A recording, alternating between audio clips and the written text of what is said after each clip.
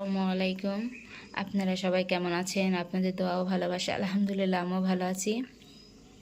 আজকে রান্না করব ছোলার ডাল দিয়ে লাউ ও গরুর চর্বি দিয়ে রান্না করব। চলুন রান্নাটা শুরু করা যাক। কেমন করে রান্না করি চলুন দেখতে থাকুন। এবার দিয়ে দিব তেল, এবার দিয়ে দিব পেঁয়াজ, লাল হওয়া পর্যন্ত একটু অপেক্ষা করব।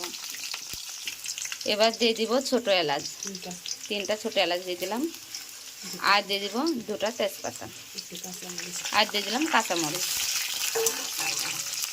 আর আমার পেঁয়াজটা লাল হয়ে আসছে, এবার সামান্য একটু পানি অ্যাড করলাম। এবার দিয়ে দিব ধনে ও জিরার গুঁড়া, এবার দিয়ে দিব হলুদের গুঁড়া, এবার দিয়ে দিব মরিচের গুঁড়া,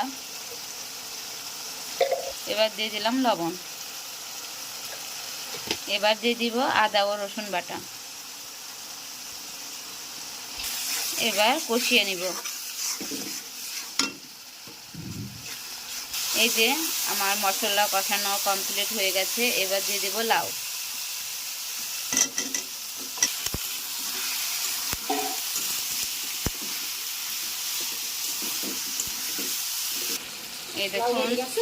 এই দেখুন আমার লাউ কষানো কমপ্লিট হয়ে গেছে। এবার দিয়ে দেবো ছোলার ডাউল, সাথে দিয়ে দিয়েছি চর্বি, গরুর চর্বি দিয়ে দিয়েছি। এই দেখুন একসাথে সব দিয়ে কষিয়ে নিয়েছি। এবার দিয়ে দেবো ছোলার ডাল। এই দেখুন ছোলার ডাল ঢেলে দিলাম। এবার ছোলার ডাল দিয়ে একটু কষিয়ে নিব।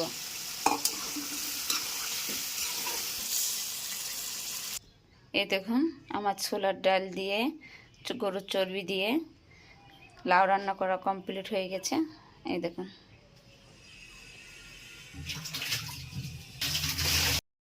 আপনাদের রান্নাটা কেমন লাগলো অবশ্যই কমেন্ট করে জানাবেন। ভালো লাগলে শেয়ার করে দিবেন এবং লাইক করে দিবেন, কমেন্ট করে জানাবেন কেমন লাগলো আপনাদের আজকের রান্নাটা।